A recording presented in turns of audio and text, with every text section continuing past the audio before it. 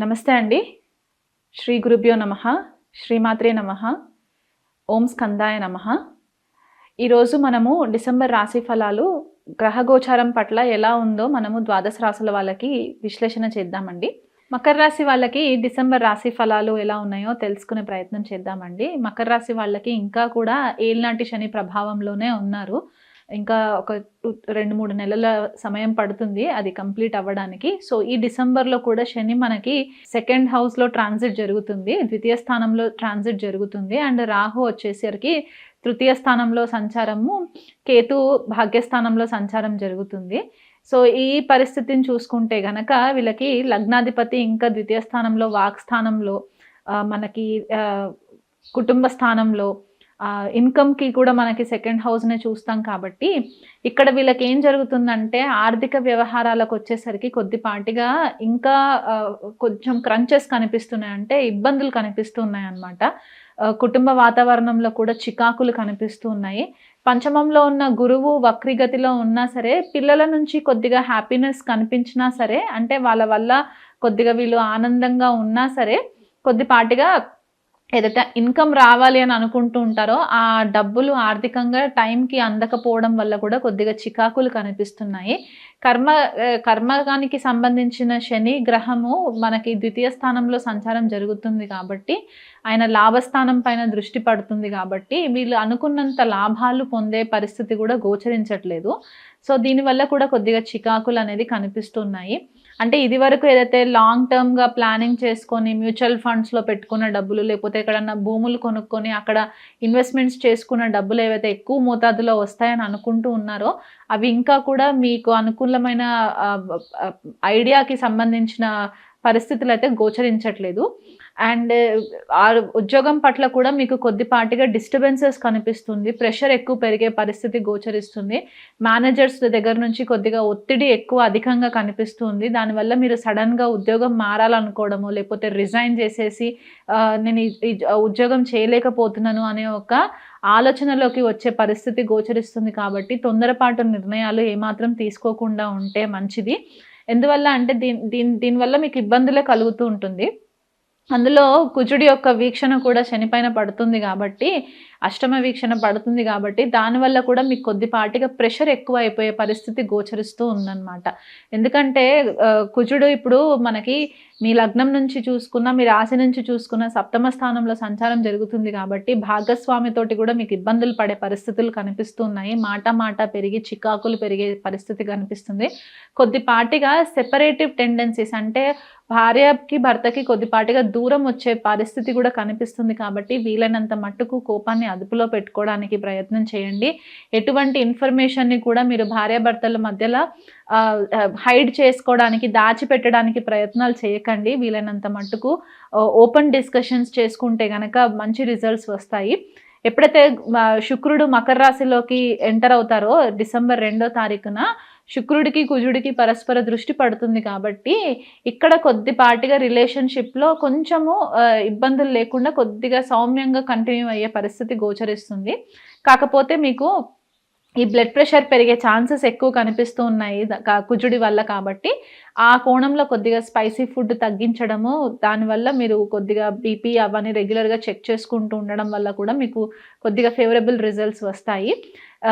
మకర రాశి వాళ్ళకి ఎక్కువ మట్టుకు నేను చూస్తున్న డిస్టర్బెన్సెస్ ఎక్కడ వస్తాయంటే కెరియర్కి సంబంధించి అండ్ బిజినెస్కి సంబంధించి కొద్దిగా ఒడిదుడుకులు కనిపిస్తూ ఉన్నాయి. బిజినెస్ పార్ట్నర్షిప్స్లో విషయంలో కూడా మీకు కొద్దిపాటిగా మీ బిజినెస్ పార్ట్నర్స్ ఎవరైతే ఉంటారో, ఒకవేళ పార్ట్నర్షిప్ బిజినెస్ చేస్తున్న వాళ్ళ వల్ల మీకు కొద్దిపాటిగా లాసెస్ కనిపించే పరిస్థితి కనిపిస్తుంది. అది ఒకవేళ మీరు లేని టైంలో వాళ్ళు డెసిషన్స్ తీసేసుకోవడము, మీ బదులు కూడా వాళ్ళే డెసిషన్స్ తీసుకొని దాని రిజల్ట్ మీరు అనుభవించవలసిన పరిస్థితి వస్తుంది. కాబట్టి ఎటువంటి పరిస్థితుల్లో కూడా బిజినెస్ పార్ట్నర్స్ని కంప్లీట్గా నమ్మి వాళ్ళ చేతిలో మీ బిజినెస్ పెట్టకండి. దగ్గరుండి మీరు చూసుకుంటే కనుక ఈ ఆర్థిక ఇబ్బందుల్లోకి పడకుండా కొద్దిగా కేర్ఫుల్ డెసిషన్స్ తీసుకునే పరిస్థితి గోచరిస్తుంది.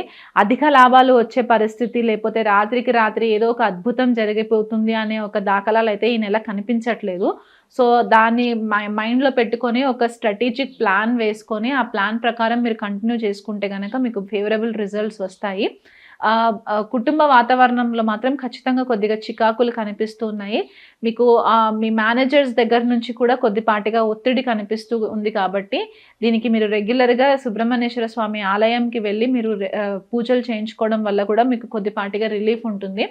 ఆధ్యాత్మిక చింతన అనేది మీకు కొద్దిగా ఎక్కువవుతుంది. అంటే నేను ఒక ఆధ్యాత్మికమైన మార్గంలో ఉండడము, లేకపోతే ఎవరైనా గురువులు మీకు తారసపడడము. ఎందుకంటే పంచమంలో గురు సంచారము, భాగ్యంలో కేతు సంచారం జరుగుతుంది కాబట్టి, ఈ 2 త్రికోణాలలో మంచి గ్రహాలు ఉండడం వల్ల ఏమవుతుందంటే, గురువులు తారసపడడము, వాళ్ళ వల్ల మీరు ఒక స్టెప్ ఇంకేదైనా బెటర్‌గా నేర్చుకునే ప్రయత్నాలు చేయడం వల్ల కూడా మీకు ఆధ్యాత్మిక చింతన అనేది కూడా అధికంగా కనిపిస్తుంది. ఈ నెలంతా కూడా ఏదైనా మంచి ఆలయ దర్శనం జరిగే పాసిబిలిటీ కూడా కనిపిస్తుంది.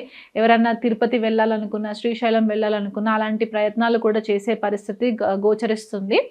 అండ్ మీకు ఇంకొక విషయం ఏంటంటే, స్టూడెంట్స్‌కి ఎవరైనా ఫారెన్ ట్రావెల్‌కి వెళ్ళాలనుకునే వాళ్ళు ఉంటే కనుక కొద్దిపాటిగా భాగ్యంలో కొంచెం ఆల్టర్ అయ్యే పరిస్థితి కనిపిస్తుంది. మీరు ఇమ్మీడియేట్‌గా ఏదైతే ప్లాన్ చేసుకుంటారో తొందరగా వెళ్ళే పరిస్థితులు అయితే కనిపించట్లేదు. దానికి తగ్గట్టుగా మీరు ఇంకా కొంచెం ఎక్కువ హార్డ్ వర్క్ చేసే పరిస్థితి అయితే గోచరిస్తుంది. మంచి మెంటర్స్ ఎవరైతే ఉంటారో, మీ గురువులు ఉంటారో, లేకపోతే మీ టీచర్స్ ఉంటారో వాళ్ళ యొక్క సలహాలు తీసుకోండి. మీకు అంతగా ఐడియా లేకపోతే గనక మీకంటే వయసులో పెద్దవాళ్ళు ఎవరైనా ఉంటే గనక వాళ్ళ సలహాలు కూడా తీసుకోండి. తల్లి ఆరోగ్యం పట్ల కొద్దిగా శ్రద్ధ వహించండి. తండ్రి ఆరోగ్యం పట్ల కూడా కొద్దిగా శ్రద్ధ వహించండి. వాళ్ళకి సడన్‌గా ఏదన్నా హెల్త్ కాంప్లికేషన్స్ వచ్చే దాఖలాలు కనిపిస్తున్నాయి కాబట్టి, హాస్పిటలైజేషన్ అయ్యే ఛాన్సెస్ కనిపిస్తున్నాయి కాబట్టి, ఆ కోణంలో కొద్దిగా మీరు దృష్టి పెడితే గనక ఈ నెలంతా కూడా కొద్దిగా సాఫీగా జరిగే పరిస్థితులు గోచరిస్తున్నాయి. సో మీకు మెయిన్‌గా ఈ నెలంతా కూడా ఉద్యోగరీత్యా కొద్దిగా ఒత్తిడి కనిపిస్తుంది కాబట్టి, ఆ ఒత్తిడి వల్ల మీకు మెంటల్ స్ట్రెస్ పెరిగి డైజెషన్ ప్రాబ్లమ్స్, టైంకి సరిగ్గా తినకపోవడము, లేకపోతే నిద్ర టైంకి సరిగ్గా పోకపోవడము ఇవి కనిపిస్తూ ఉన్నాయి కాబట్టి, ఆ కోణంలో మీరు శనికి దగ్గరలో ఉన్న శివాలయంలో శనికి తైలాభిషేకం చేయించుకోవడము, లేకపోతే నువ్వుల నూనెతో దీపం పెట్టుకోవడము ఇలాంటివి చేసినా బాగుంటుంది. డిసెంబర్ గ్రహ గోచారము మనం గనక చూసుకున్నట్లయితే ద్వాదశ రాశుల వాళ్ళకందరికీ కూడా ఒక కామన్ రెమెడీ నేను చెప్తానండి. ఎందువల్ల అంటే ఇప్పుడు ప్రజెంట్ మన గోచారం చూసుకుంటే కుజుడు వక్రీగతిలో ఉన్నారు, బుధుడు వక్రీలో ఉన్నారు, గురుడు కూడా వక్రీలో ఉన్నారు కాబట్టి ఈ 3 గ్రహాలు వక్రీలో ఉన్నప్పుడు ఏంటంటే మనం ఏదైనా ప్లానింగ్ చేసినప్పుడు రెగ్యులర్‌గా మనం ఎప్పుడైతే ఒక స్ట్రెయిట్ ప్రాసెస్‌లో ప్లానింగ్ చేసుకుంటామో దానికంటే కూడా కొద్దిగా భిన్నంగా ఆలోచించే పరిస్థితులు మనకి వక్రీ గ్రహాలు మనకి ఇండికేషన్ ఇస్తూ ఉంటాయన్నమాట. సో ఈ నెలంతా కూడా మీది మేషరాశి, మీనరాశి అనేది లెక్క లేకుండా ద్వాదశ రాశులందరూ కూడా ఈ డిసెంబర్ మాసంలో సుబ్రహ్మణ్యేశ్వర స్వామి ఆరాధన ఎంత చేసుకుంటే మీకు అంత బెటర్ రిజల్ట్స్ వస్తాయి. అందులో మనకి డిసెంబర్ 6వ తారీఖున సుబ్రహ్మణ్య షష్ఠి కూడా జరుగుతుంది కాబట్టి మీరు ఉండే ప్రాంతాలని బట్టి మీకు దగ్గరలో ఎక్కడైనా సరే సుబ్రహ్మణ్యేశ్వర స్వామి ఆలయం కనిపిస్తే కనుక ఆ రోజు ఖచ్చితంగా ఆలయానికి సందర్శించండి. కొన్ని టెంపుల్స్‌లో ఏంటంటే కళ్యాణాలు చేయిస్తుంటారు, కొన్ని పీఠాలలో కూడా కళ్యాణాలు చేయిస్తుంటారు. అవి ఎక్కడ ఉన్నాయో తెలుసుకొని దానికి డొనేషన్స్ కట్టండి. ఆ డొనేషన్స్ కట్టినా పర్లేదు, లేకపోయినా మీరు టెంపుల్‌లో డొనేషన్స్ చేసినా కూడా పర్లేదు. సుబ్రహ్మణ్య షష్ఠి రోజు మాత్రం ఖచ్చితంగా టెంపుల్ విజిట్ చేయండి. ఎస్పెషల్లీ మనకిప్పుడు ఇది ఒక మంచి అవకాశం అన్నమాట. కుజుడు నీచలో ఉండి వక్రీగతిలో ఉన్నప్పుడు సుబ్రహ్మణ్యేశ్వర స్వామి అధిదేవత అవుతారు కాబట్టి ఎవరికైనా సరే ల్యాండ్ రిలేటెడ్ ప్రాబ్లమ్స్ ఉన్నా, అంటే కొంతమందికి ఏంటంటే భూములు కొనుక్కున్నా సరే అది ఎంజాయ్ చేసే పరిస్థితులు కూడా కొంతమందికి ఉండవు. అండ్ భార్యాభర్తల మధ్యలో కొంతమందికి సమస్యలు ఎక్కువ ఉంటూ ఉంటాయి. పిల్లలు పుట్టలేని వాళ్ళు కొంతమంది దంపతులు చాలా ఎదురు చూస్తూ ఉంటారు కదా. వీళ్ళందరికీ కూడా నేను క్లుప్తంగా చెప్పే రెమెడీ ఏంటంటే ఈ నెలలో సుబ్రహ్మణ్యేశ్వర షష్ఠి మాత్రం అసలు మిస్ అవ్వద్దు. దగ్గరలో ఉన్న సుబ్రహ్మణ్యేశ్వర స్వామి ఆలయాన్ని మాత్రం సందర్శనం చేసుకోండి.